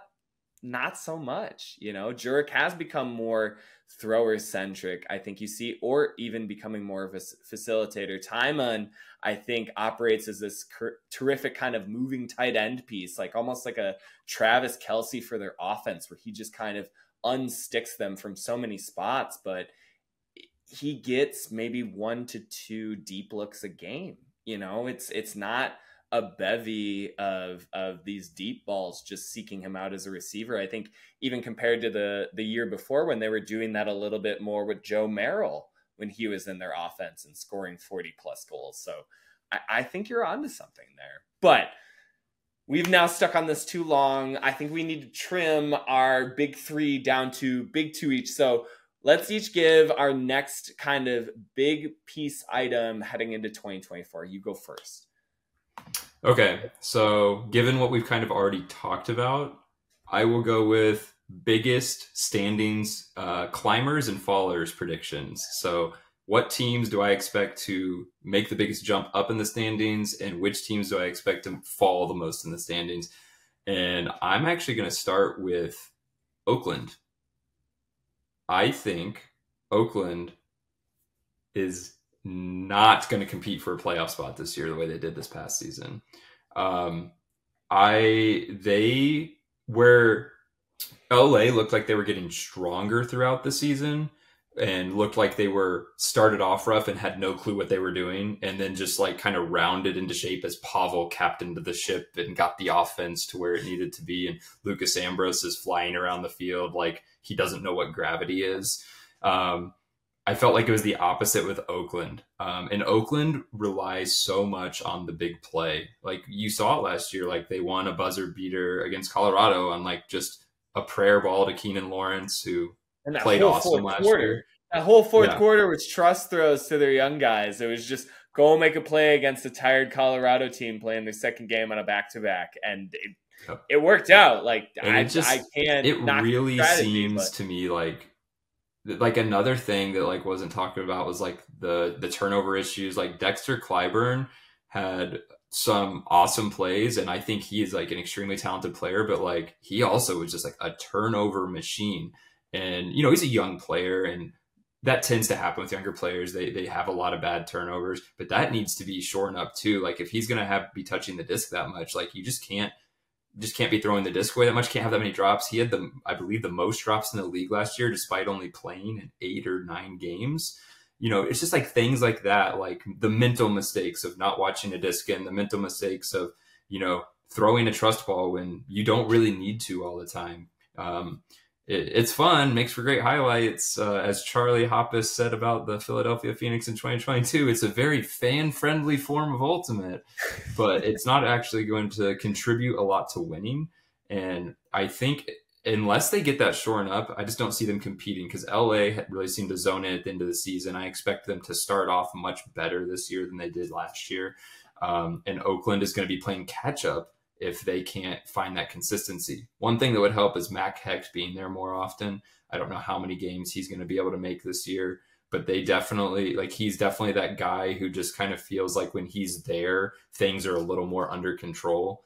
And it feels like he can be kind of that calming presence that doesn't, that maybe makes the rest of the team feel like, yeah, we don't need to throw it deep every single time we get it. Because Mac can work the disc down the field and every other about as good as anyone in the league. So we'll see what happens, but I predict them to be the biggest faller next year. I just don't think they're going to be competitive for a playoff spot. I think we're going to have a clear 1, 2, 3 in the West. Yeah. No, I can't disagree with you. And to your point about Hecht, he was 5th in the league last year, one of just 5 players to average over 50 completions a game. Obviously provided just a completely different kind of pillar to their offensive system that the Spiders have lacked basically in half a dozen years since they had Ashlyn Joy on their roster and were winning titles back-to-back with Bo Kittredge in 2015 and 2016. Hecht just gives a throwing dimension, a caliber to their team that I think puts everything else in its place, to your point. But you've got 3 other divisions to go through, so let's get it. Okay, in the Central, I'm going to go with one that I don't think will be too shocking, but I think it's going to be Madison is the biggest climber. And that's, they lost KPS before the season even started last year to a knee injury. I'm assuming he's going to be healthy. He's going to have more than a full year to recover from whatever was going on. And he is even more than just what he provides on the field as a player. He is the heart and soul of the Madison Radicals. He's been basically the face of the organization for the better part of a decade. And he's kind of what makes the ship go. Like it would be like taking Pavel off of the Union teams. Like you would just be like, oh, like Pavel's kind of the identity of that offense. And it's really KPS is the identity of like that entire team. They lost a lot of close games last year too. So despite their record, I mean, they had a last-second loss to Pittsburgh, a last-second loss to us. They lost another game to us by just a couple goals at home, or they might have scored at the end to make it a goal. I can't remember. They had honestly lots of chances to find themselves in the 3rd spot in the playoffs, and they just didn't quite get there. I think you add KPS back in, Gutowski being a year older, a year smarter as a cutter. And I think they probably jump up a little bit. It'll be interesting to see what additions they make and kind of what happens with free agency with the Union as well, who did take the 3rd playoff spot. But they really took it to Chicago at the end of the season as Chicago was backsliding and Madison was showing some improvement towards the end. I expect them to be a team that goes, if not into the playoffs, at least definitely competing for it throughout the entire season. Yeah, and I'll give you one more name to consider who didn't play all of last year, Kai Marcus. That is one of the purest deep throwers you will get. He got only 2 games into 2022 in his debut season, missed all of 2023 with the same injury. He stands to return to the team, I believe, and is just going to add a different kind of vertical dimension to their offensive attack that, frankly, Madison has almost never really had. I mean, even going back to their glory days, their backfield, I mean, Tom Annan has incredible deep throws, but he wasn't necessarily a big-time trigger puller in that offensive system, given that so much of it skewed off of Andrew Brown's possession handling abilities. Kai Marcus is a chucker, man. I think he was averaging close to 3 to 4 huck completions a game before he went down with his season-ending injury in 2022. And if he can find a connection with Gutowski, who just is coming off of an all-UFA rookie season, it really looks like it could be the start of a new era in Madison. But we've been saying that since they won a title in 2018, man. Speaking of storylines that I'm a little bit worn out on, I'm the play-by-play guy for the Radicals, and I love this team to death, but something's got to give as far as this playoff drought goes, where they can't seem to get over the situational errors, the end-of-game close calls, the injuries that have just been piling up the past couple of years after they seem to almost allied that kind of thing for a few years during their championship weekend runs. Yeah, I mean, it stands to reason that Madison is due for a bounce back year, but it's been a bit. It's been 6 years. Yeah. I think something else too, the Madison Radicals, home field mystique seems to kind of be gone. We love going out there. I think it's kind of reversed on them a little bit. Yeah. I think that the lack of perceived success has made them tighten up. And I think that the showcase mentality that road games get coming into Breeze Stevens has enlivened them more. You can talk to this better than I can, but I'm sure there was a different energy when Madison was going through its 30-plus game home winning streak and having to go there and just sort of get into that same mental headspace of, okay, we're going to change it this time, but we haven't. Whereas now it's like the shackles are off, man. Like Indy wins there, Minnesota wins there, the out-of-division teams come in, they win there, Chicago wins there, we all get buzzer beaters. It's crazy. Like, it's just such a shift as far as the mojo is constructed in Breeze where, yeah, it feels like it's just been displaced. Yeah, I love playing there. As you know, you called the game last year, or in 2022. I had one of probably my best games of my career up there, and I've now won 3 straight games in Madison. Something I never thought I'd be able to say, given how dominant they were there for years. I mean, hey, let's call a spade, man. I remember you having a pivotal turnover on just outside of an end zone possession several years ago when you guys could have closed out one of those games where it would have ended the streak. You were 0-for against Madison for several years, and now all of a sudden, like you say, you're catching game winners that end their season. You've won 3 in a row there. Like, it's such a different energy. Yeah. And yeah, it's just, it is what it is. But they're my prediction for moving on. We'll move on to the South. In the South, it's going to be, I don't project a lot of movement at the bottom of the division. I still think Houston and Dallas are clearly going to be fighting to see for, maybe they can get a win somewhere else, but I'm going to go with Carolina as a climber. I dabbled with the idea of going with Austin as a faller, or not Austin, sorry, Atlanta as falling, because but I believe this Carolina is going to go back to the top of the division.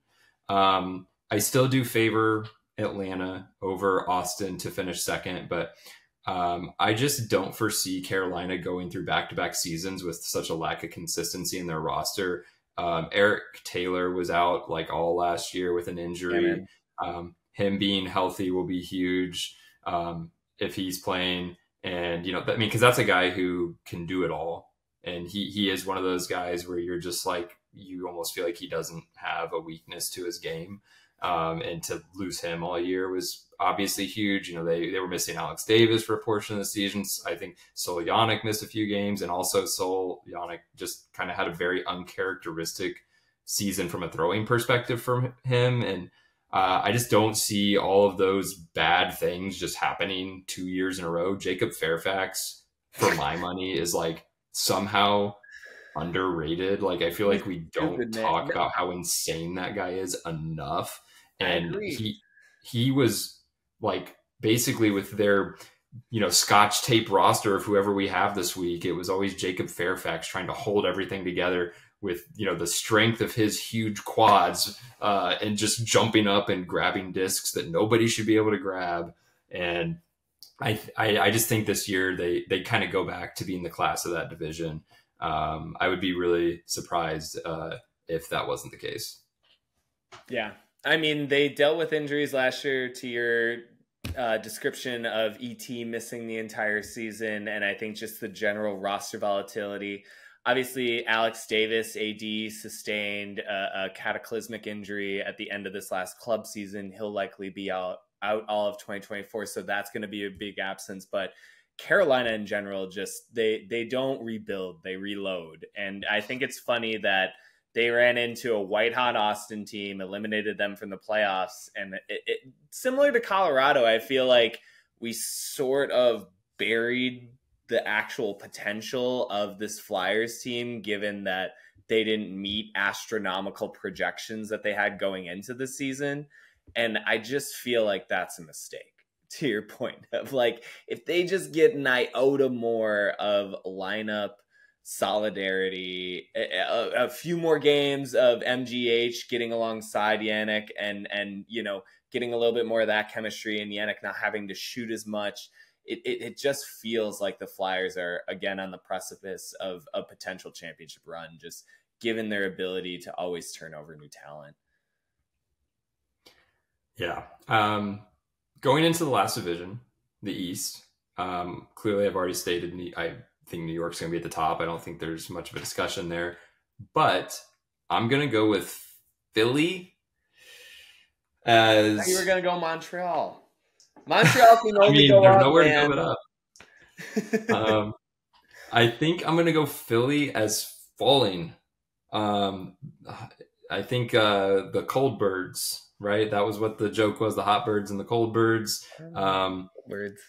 Here's kind of where I'm at. It's the volatility again. It's the Austin problem, except they just happen to be in a better division that has, you know, more teams than just the two at the top that they have to compete with. Boston really showed a lot of improvement last year.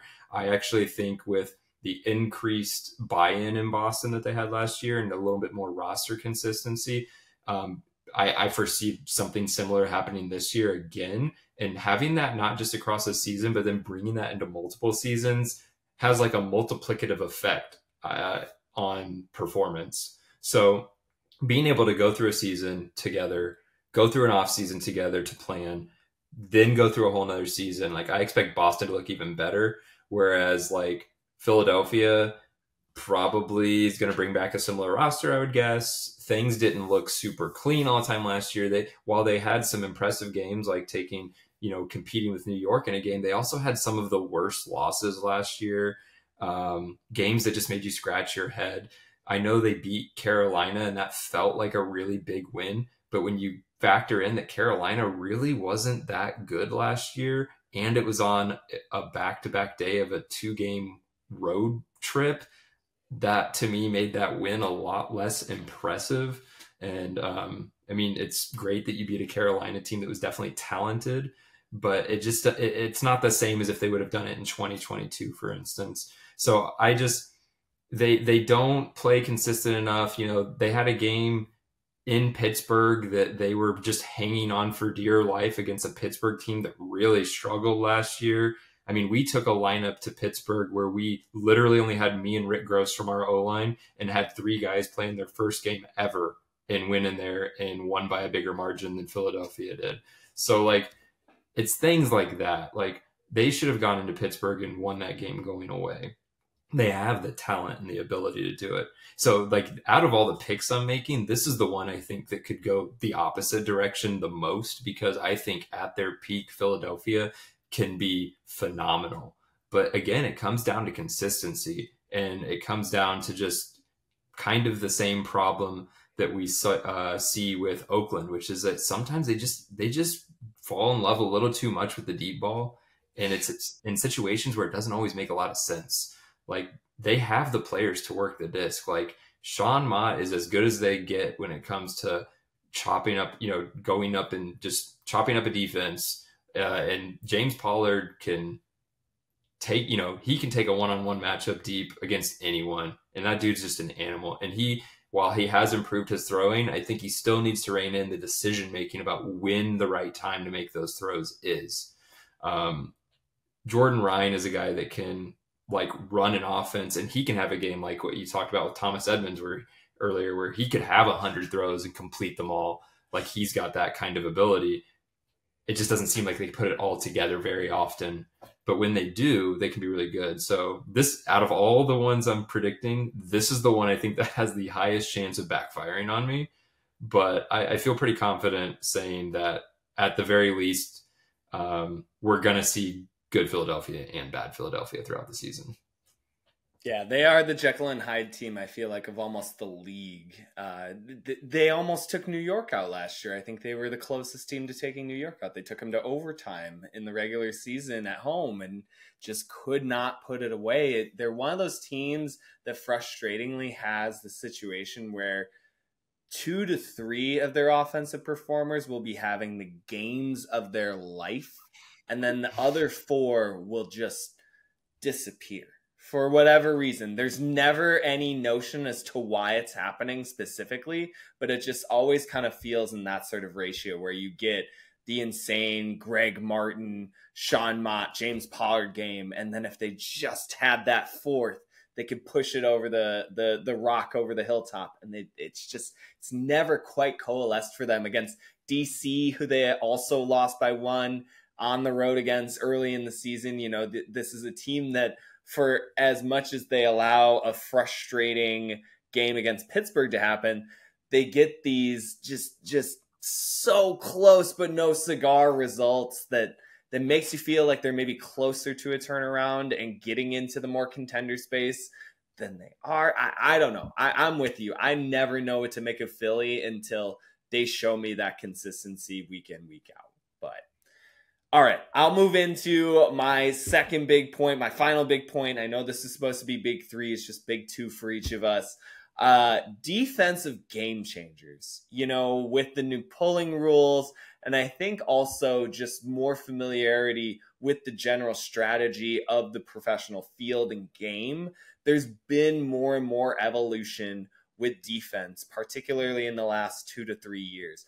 Last year, I think we saw the biggest impacts from individual defensive performers we've seen in this league. You know, you talk about Antoine Davis winning Defensive Player of the Year, the kind of shutdown performances he had against Jordan Kerr in the championship and against Kyle Henke and Evan Swiatek in the semifinals. And just over the back half of the season, he was able to remove chess pieces from the board and make other opponents work through alternate routes. That is so effective, I feel like, in the pro strategy. When you can take away that top option and give a little bit more adversity to what the offense is looking through and working through, it has that cascading effect where maybe it's not necessarily producing turnovers early in the game, but that attrition is just working on teams. It's like body blows over the course of a game. And you just saw how Davis was able to do with that. Getting ahead of myself. Speaking of another major performer, Minnesota's Sam Berglund, all rookie performer.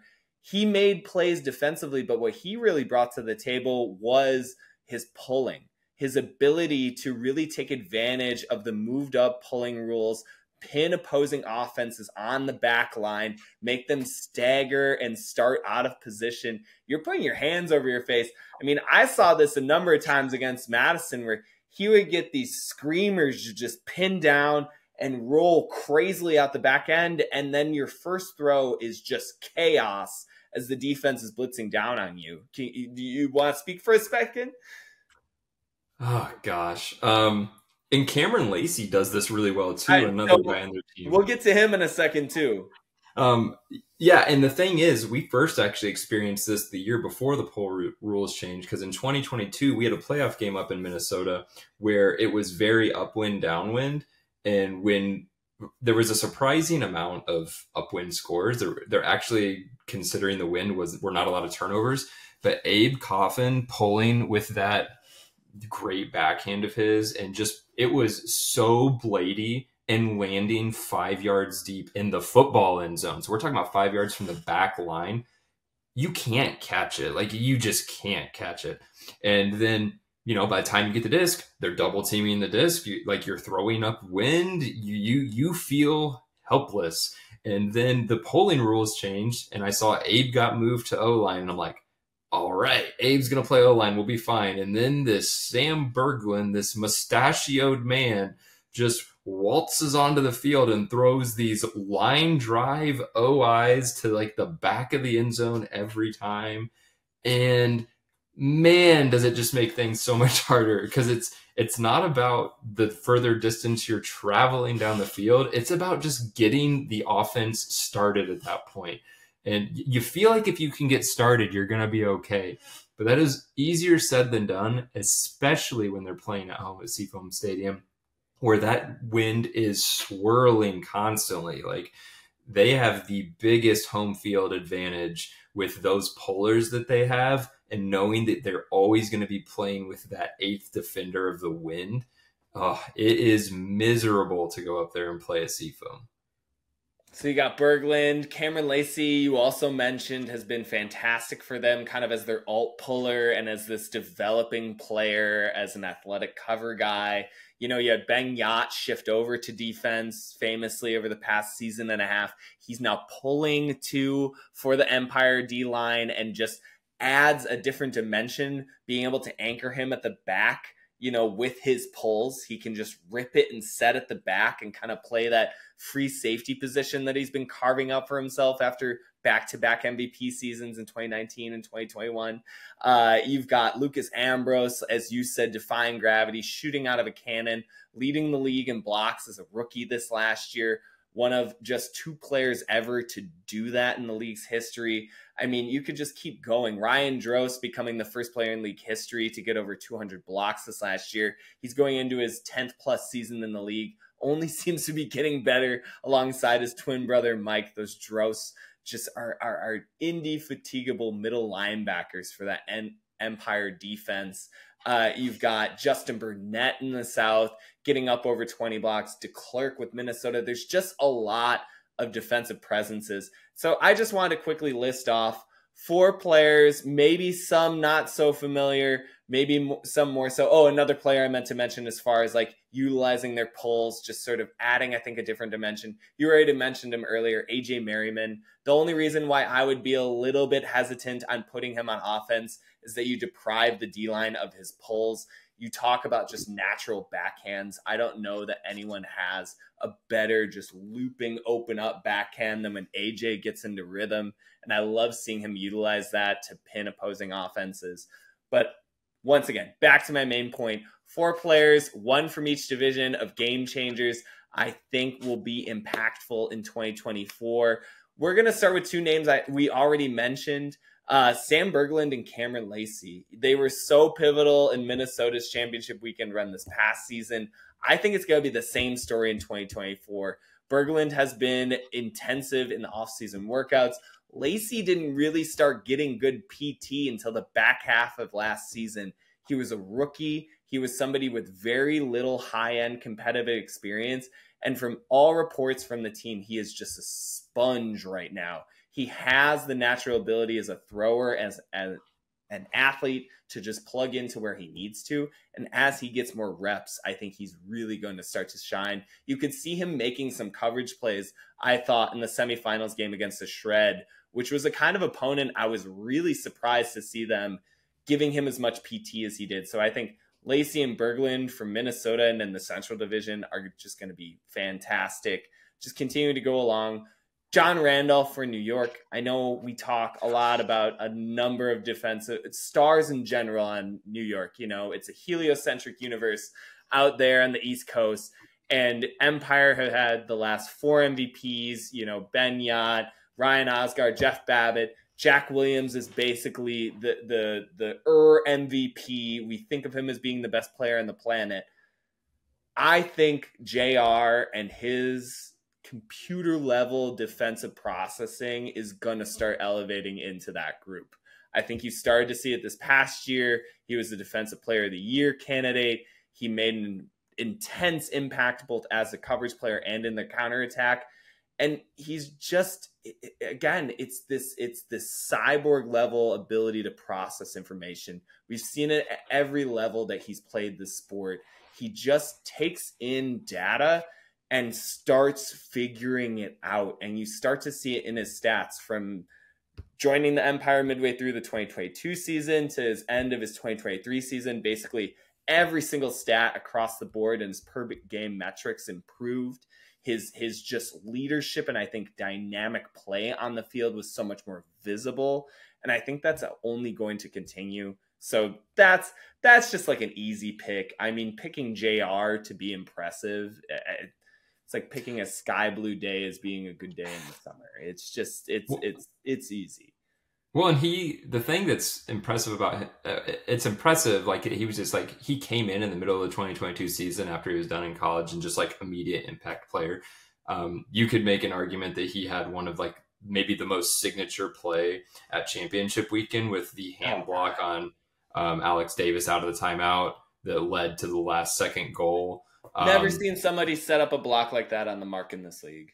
Yeah. And then and here's the other thing. We talked earlier about like having multiple threats on offense and how that can open everyone up to get open more. The same thing works on defense. When you have Antoine over there, you got Britton Tan over there, and you got Ben Yacht over there. Like these are people you don't have to worry about like what's happening with their matchup. I remember we've all had this experience. Anyone who's plays in the UFA, like you were probably one of the best players, if not the best player in your college team. And one of the things you did on defense wasn't really just marking your guy, but you were always keeping an eye out on if you needed to help deep on someone or whatever else, because, you know, the talent level just isn't going to be the same across the board as it is at some of these higher levels. And just imagine the freedom when you're in a situation, you're in New York too, where if you're John Randolph and, you know, you're just playing hard man defense, you don't have to worry about what's happening anywhere else on the field because, you know, you have other defenders just about as talented, if not as talented as you are. And that just allows him to just sometimes dominate his matchup into submission almost sometimes, where it almost looks like they just don't even want to cut anymore. Like it's too hard. Like, I don't want to do it anymore. I'm done. You got me. Yeah, it's a very like boa constrictor jiu-jitsu style of play with his defense where it just sort of sets in over the course of a game. I mean, I'm thinking even back to Montreal where I think he got 2 or 3 blocks against in the final regular season matchup where at the end of the game, he was sort of like stacking it up. It seemed like he was only improving towards the end of the game. It's like an impressive running back or something in the fourth quarter. He just starts to create separation with his matchups. But I just think the ceiling is a limit for him. And so another big season for JR. Again, like that's not exactly a reach on my behalf.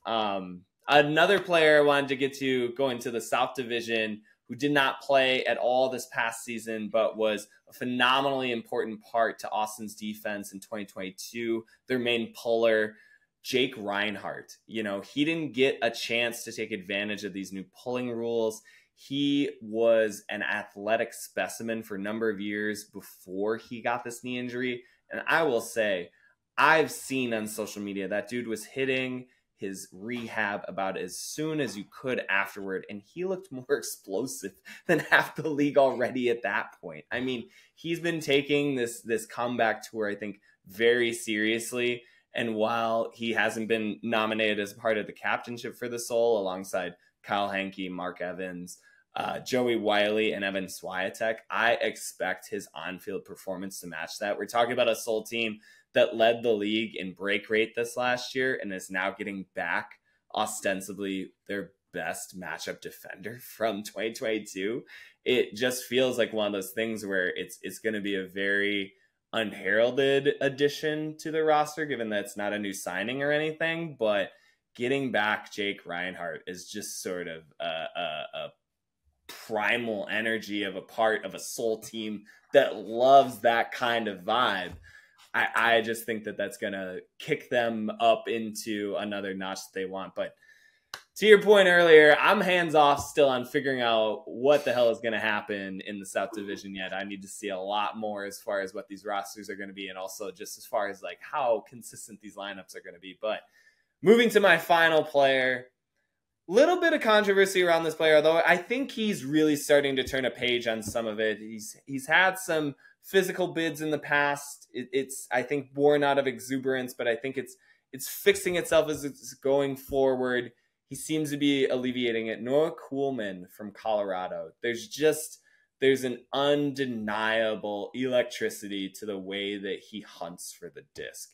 It, again, goes into a little bit of a place where it gets to be dangerous play, and it definitely needs to be reined in. But when he's locked in, making plays, he was college roommates with Lucas Ambrose, funnily enough, at Oregon. And so they both have that X factor ability to just win discs. And for a Summit team that I thought really started to center its identity on defense last year and kind of got away from it at some point, I think due to injuries and just roster inconsistencies, it feels like Kuhlman, along with Cody Spicer, the 2022 Defensive Player of the Year, Saeed Semrin, Seth Ferris, like there's just a lot of good defensive playmakers. And to your point about what we were talking about just a moment ago with Randolph and New York, Kuhlman feels similarly where he can benefit from the padding of the rest of the matchups that his teammates can take on, where he can then maybe go out and get a matchup where he can earn 3 to 5 blocks in a game. I mean, that's the kind of potential he has to get takeaways in this league. And so I think if he settles down a little bit and locks in, you know, he's only 22, 23 years old, 24, he could really be a Defensive Player of the Year kind of candidate. And for a Colorado team that I expect, to your point about teams kind of matriculating upwards, I think the Summit are going to go north of 8 wins in 2024. Oh, yes. That is, I know we're not sponsored by any betting platform, but if we were, this would be the part where I would be like, this is the lock. Well, why weren't they on your movers? You need to get Colorado on your movers. Hey, it's because, here's why. Because Oakland was the bigger dropper. That's where I was at. That's fair. This is your first episode, man. We're at the end of it. I think we're going to launch now towards the upcoming episode for next week. We will be back now every week on Swing Pass going forward in the off season, setting up towards the 2024 season, at the end of April, where we will shift into in-season mode, get into preview and recap twice a week. This will be the very same Swing Pass that you have grown to know and love over the last couple seasons, but obviously we've got a little bit more experience and co-host now in Cameron, but we are going to be moving forward with a lot of velocity, a lot of takes, and a lot of fun times. We thank you for joining us after our long intermission, but we will keep this energy going forward. Don't go too far. We will talk to you soon. Bye now.